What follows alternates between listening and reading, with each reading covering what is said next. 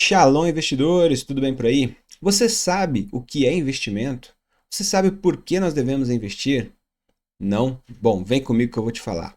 Meu nome é Dirão Oliveira e esse é o canal Rico em Propósito. Já se inscreve aí e deixa o seu like para me ajudar. Bom, sem mais enrolação, vamos aqui para a tela do meu computador para a gente responder essas perguntas. O que é investimentos? E o porquê nós devemos investir? Bom, investir é colocar recursos, né? Seja dinheiro, seja tempo ou esforço, em algo para gerar um retorno no futuro, beleza? Os investimentos eles existem aí desde a antiguidade, por exemplo, com comerciantes, agricultores, que eles aplicavam recursos nas plantações, nos animais e tudo mais, e tinham o intuito de obter lucro com isso, né?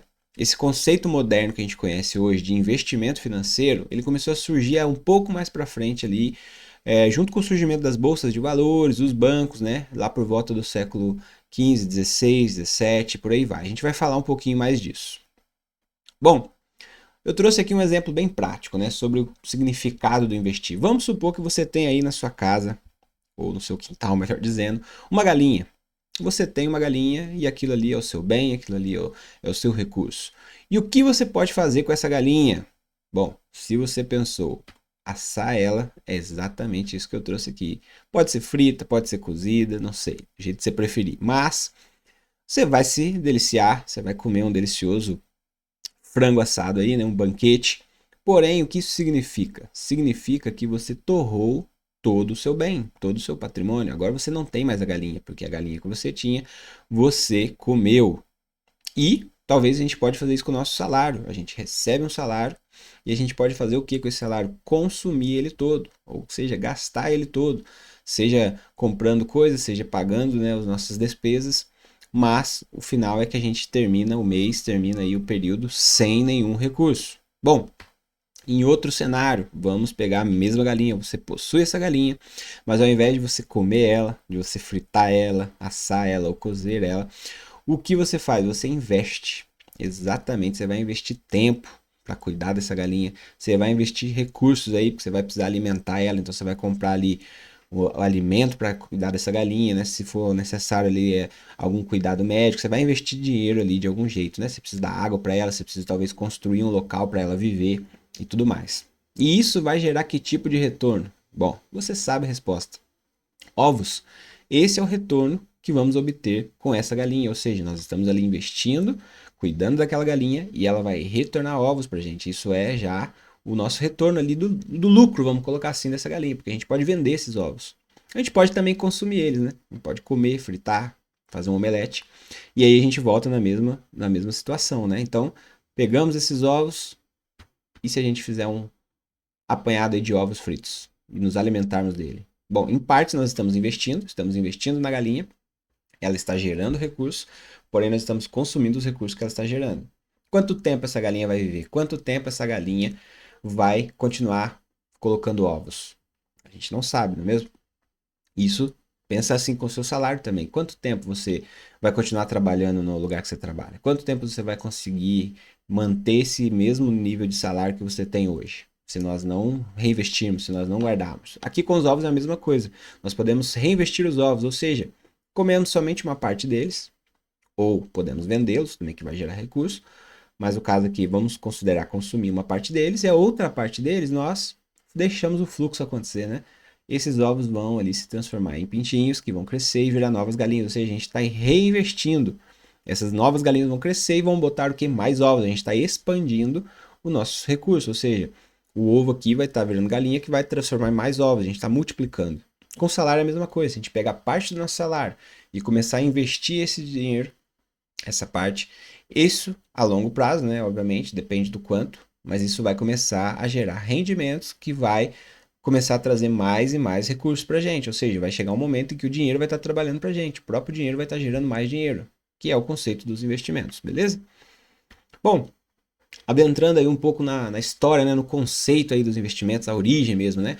A gente consegue ver que ela é bem antiga, como eu te disse aqui, né? Desde quando o ser humano, né, consumia isso, já é um conceito, por assim se dizer, né, de investimento. Aqueles que plantavam, eles tinham que, né, uma parte replantar para ter mais alimento depois, ou quem tinha animais não podia consumir tudo, senão aquilo ia acabar. Então, de alguma maneira, isso já aplicava-se como investimento. Mas, aqui no contexto, né, comercial, a gente já consegue ver ali desde a época da Mesopotâmia, do Egito Antigo, né, registros ali dos empréstimos, no sentido de emprestar grãos para outra pessoa e aquela outra pessoa retornar com algum tipo de lucro, algum tipo de ganho, sejam metais ou grãos, né? Já tinha esse conceito aí dos juros, né, devolver um algo a mais desde a época antiga. Quando a gente avança ali período de Grécia, Roma antiga também, aqui os comerciantes já começavam a financiar expedições marítimas, ou seja, alguém de fora vinha com um recurso, colocava dinheiro e investia para que alguém fosse atrás de explorar algo e caso tivesse aqueles ganhos, aquele valor ele era dividido, ou seja, aqui você começa a compartilhar um pouco do retorno também do risco, né? Então é algo arriscado, você não sabia se aquele viajante, né, aquele navio, aquele capitão, se ele iria encontrar algo que tivesse retorno, né? Então era um risco, poderia o capitão voltar sem nada, então você perdeu o dinheiro que você colocou para ele ir. Mas o risco era dividido e quando houvesse retorno, o retorno também era dividido. E aí a gente avança já para a Idade Média. Aqui já temos um comércio europeu crescendo muito, né? Especialmente ali com as rotas marítimas que começam a se espalhar, né? Aqui já começam também os primeiros sistemas bancários, naquela época, né, de troca, você vai, garantia e tudo mais, que permitiam que os investidores, né, aplicassem nos negócios, seja nas rotas comerciais ou empréstimos aos reis, aos senhores feudais, né? Aqui começam a surgir os primeiros títulos de dívida e as parcerias comerciais. Esse período ele é muito marcado pelo sistema feudal. A gente tinha um território, né, que pertencia a um rei, a um senhor feudal, e as pessoas que habitavam no território desse rei, né, desse senhor feudal, ele tinha algumas obrigações. Ele poderia habitar ali, mas ele plantava naquela terra, mas parte daquele plantio pertencia ao senhor feudal. Então o senhor feudal trocava parte da terra por recursos que vinham ali do plantio, né, seja da criação de animais e tudo mais. Então já havia essa troca, né, vamos colocar assim, até certo ponto alguma parte era forçada, né? Vamos colocar assim, por conta do formato de mandar, né? De rei e servos, mas economicamente falando havia essa troca, né? De alimentos. A economia, ela basicamente era agricultura, né? E também já começou a surgir as feiras, né? Essas primeiras feiras medievais aí que impulsionavam o comércio, ou seja, em um determinado local a gente só conseguia plantar, não sei, batata e cenoura, por exemplo. Mas a gente quer comer também outros alimentos, a gente quer comer feijão, a gente quer comer arroz, não sei. Então a gente ia para esse mercado, que no futuro vem a se tornar bolsa, né? Que é a mesma coisa. E a gente troca. Então eu dou aqui um pouco de batata e eu troco por um pouco de feijão. E a pessoa lá que tem o feijão, ela quer um pouco da minha batata e a gente vai colocando valor nisso e trocando. E as pessoas elas começam a levar muitos dessas mercadorias dentro de bolsas. Por isso depois o termo bolsa, né? A bolsa de valores, que dentro da sua bolsa tem os seus valores, né? Sejam ele alimentos, animais, o que quer que seja, para ser trocado ali por outro bem, né? Então, temos aqui já esse surgimento. Quando a gente avança ali para a Idade Moderna, já século ali 16, 17, né? Tem as companhias do comércio, né? Como as companhias das Índias, por exemplo, que já foram aqui as primeiras sociedades por ações. Ação é o que nada mais do que a menor parte de uma empresa, né? Uma ação é a menor parte de uma empresa ali. Então, os investidores eles já compravam essas partes, ou ações, né? Já compravam essas ações e recebia os lucros, né? Os dividendos ali. Então aqui já começa a nascer essa ideia de bolsa de valores, né? E a primeira, né, oficialmente colocada como bolsa de valores foi em 1602 ali em Amsterdã, né? E a gente tem a Idade Moderna como essa transição, né, do feudalismo ao capitalismo, que já tem um pouco mais desse desenvolvimento do comércio, né, através da troca de mercadorias mesmo, né? O período da Idade Moderna a gente é marcado ali muito pelo absolutismo, pelo iluminismo, o período da Reforma Protestante, tem o próprio mercantilismo, né, que é essa troca de mercadorias, você colocar valor, colocar preço, né, nas coisas. A gente tem ali também a chegada dos europeus nas Américas, né, tanto nos Estados Unidos quanto no Brasil. A gente vai ter a colonização, né, desses países. A gente passa também ali a Revolução Inglesa, a Revolução Francesa, e tudo isso faz com que a sociedade ela vá se desenvolvendo e crescendo, né?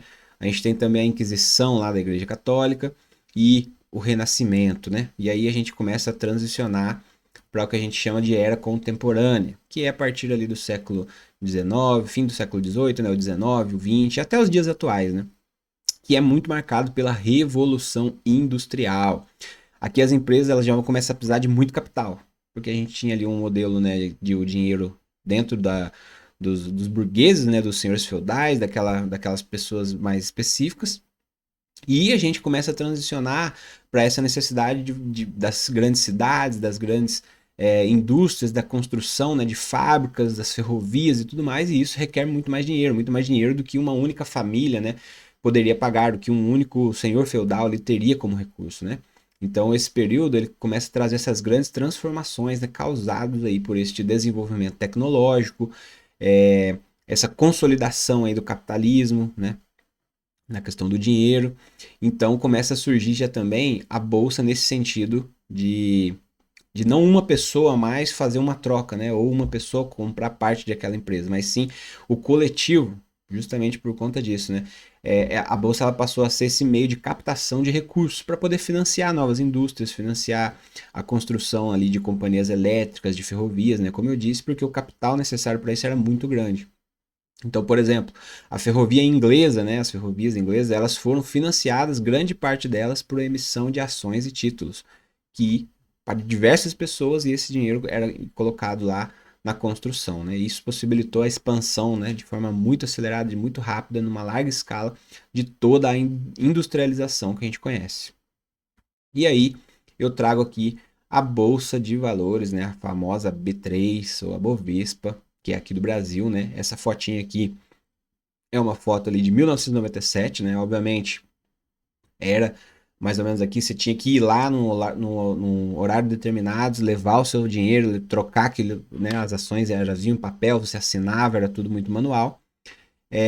Hoje em dia a gente consegue pelo nosso celular, né? Você acessa ali pelo aplicativo, você consegue entrar na corretora que vai acessar a bolsa de valores, você consegue comprar uma ação, comprar um fundo com simples toques aqui no celular, né? Antigamente era esse local físico. Beleza? Ela foi fundada, né, em 1878.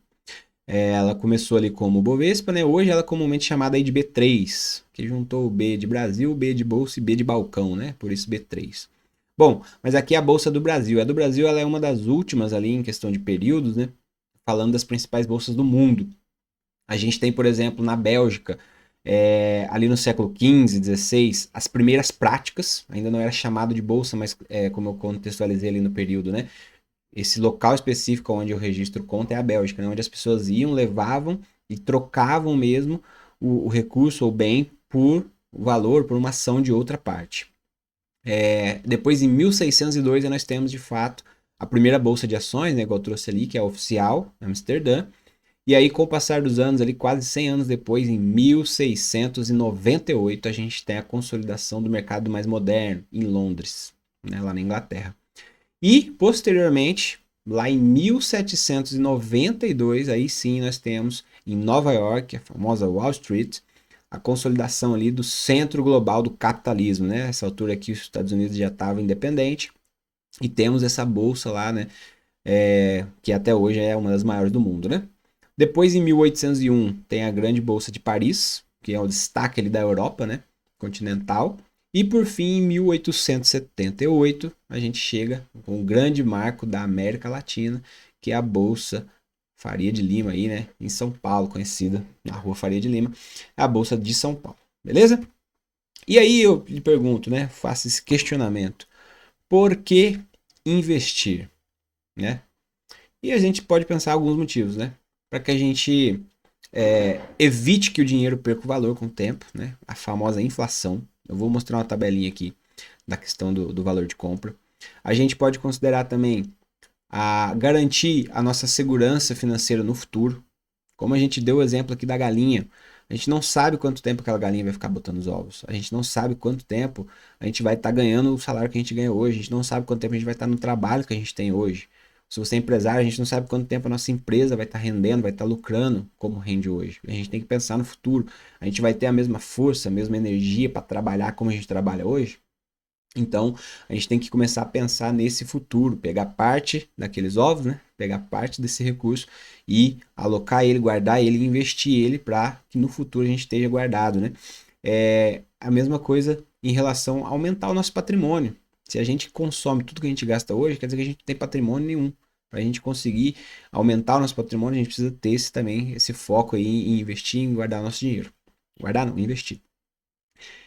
E preparar-se também para objetivos específicos. Sejam eles, eu quero viajar, uma viagem específica, eu quero comprar um imóvel, comprar um carro, comprar alguma coisa.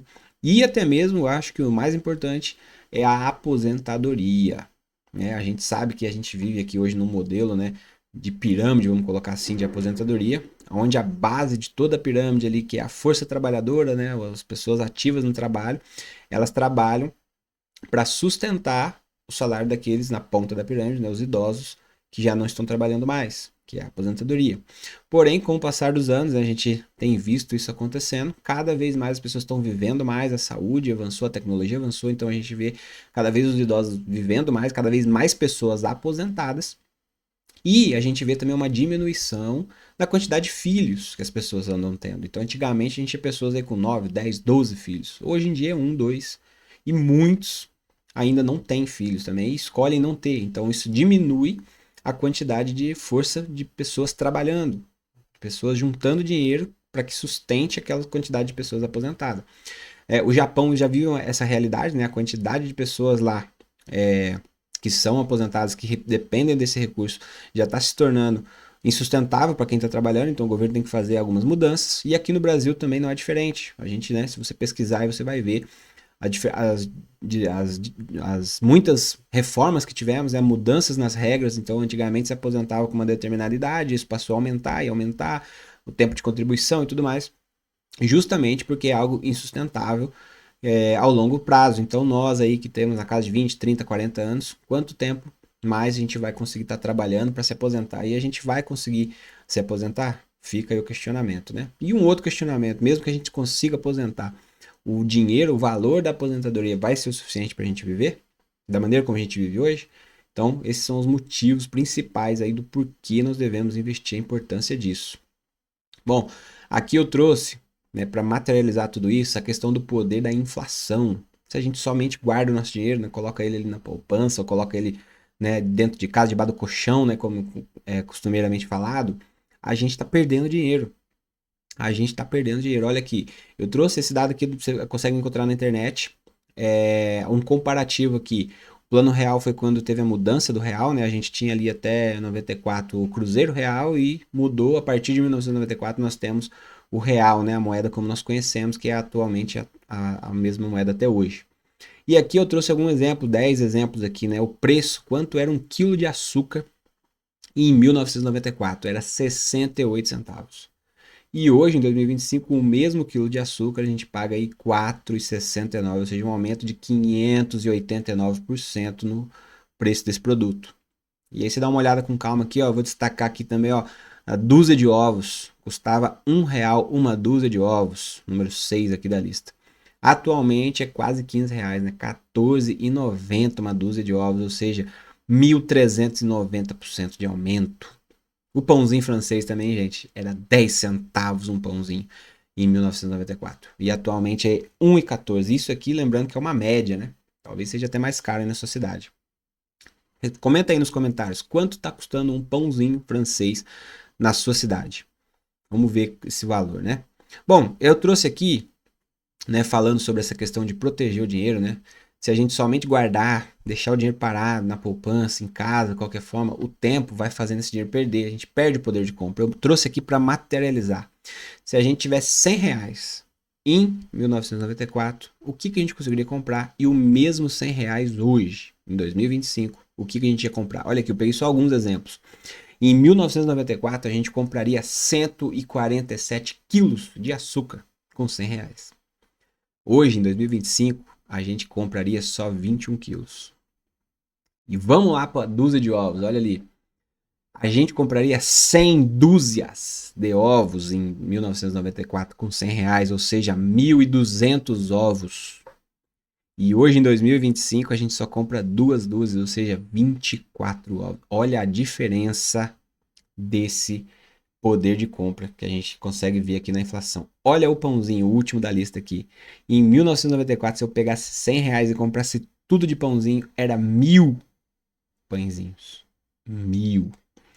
E hoje, atualmente, com R$ 100, a gente consegue comprar aí por volta de 88 pãezinhos somente. Veja como a inflação é algo invisível, né, que a gente não consegue perceber muitas vezes. A gente vê, lógico, os preços estão aumentando, a gente não consegue perceber o poder, a perca do poder de compra do nosso dinheiro. Por isso a importância de investir, beleza? E aí eu trouxe aqui esse gráfico, olha só. Esse aqui é um dado acumulado, né, da Selic. A Selic aí é a taxa de juros do nosso país, né? Se a gente te pegasse, mesmo 100 reais que eu coloquei aqui no exemplo, né, do poder de compra, e a gente te colocasse aqueles 100 reais lá em 1994 para render na Selic, e a gente nunca mais tivesse tirado ele por esses 30 anos aí, e a gente fosse olhar ele hoje, aqui em 2025, a gente teria um ganho de 6.650% de valorização. Isso significa o quê? Que aquele dinheiro ele se multiplicou 67 vezes nesse período aí de 30 anos.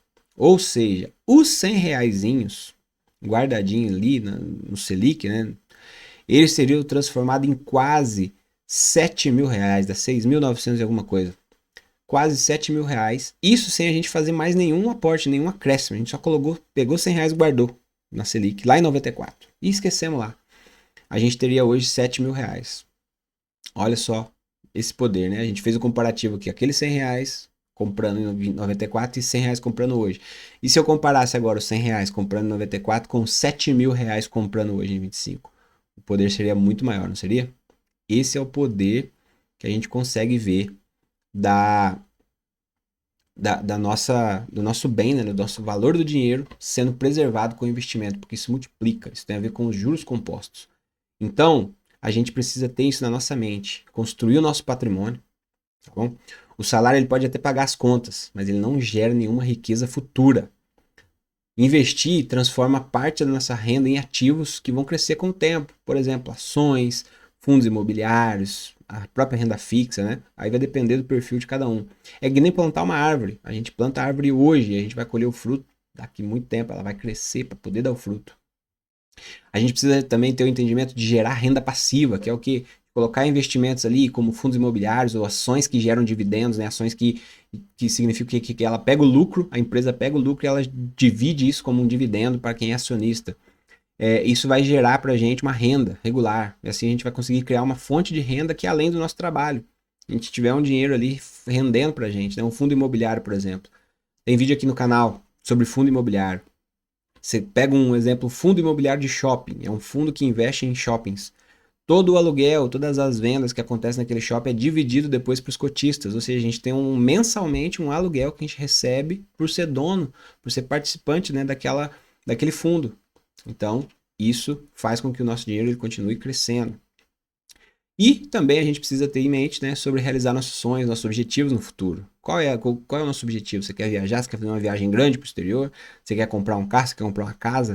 Ou você quer se aposentar bem, com um recurso tranquilo, que você não precisa se preocupar, cuidar dos seus filhos, da próxima geração? E também, principal aí, tem independência e liberdade financeira, né?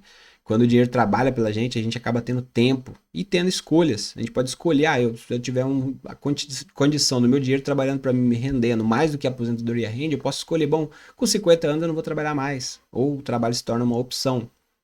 Aí a gente pode fazer o que a gente gosta, a gente pode viver por propósito, a gente pode viver a nossa vida entregando o nosso tempo para outras coisas, para nossa família, para servir ao Senhor e muitos mais. Então a gente acaba tendo essa liberdade aí de escolhas. Tá bom? Isso vai fazer com que a gente tenha uma vida com propósito, afinal de contas. Esse é o canal Rico em Propósito. E o nosso propósito seja glorificar o nome do Senhor Jesus e que o nosso dinheiro, o nosso recurso também seja para que Deus seja glorificado. Tá bom?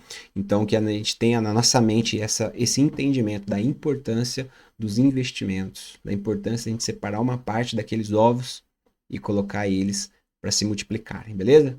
Se inscreve aqui e deixa um like nesse vídeo que a gente vai falar mais sobre isso. Eu vou falar um pouco aí no próximo vídeo sobre os tipos de investimento, tá bom? Deus abençoe.